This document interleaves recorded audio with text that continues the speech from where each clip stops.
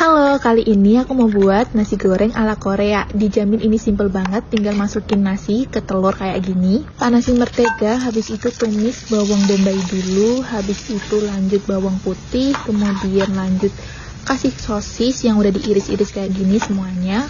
Dan kalau udah harum, tinggal masukin nasi yang udah dikasih telur tadi. Nah, kemudian aduk rata, lalu bumbuin pakai garam, lada, sama saus tiram. Aduk rata lagi, kemudian kasih daun bawang, kemudian aduk rata lagi, dan terakhir kasih penyedap rasa.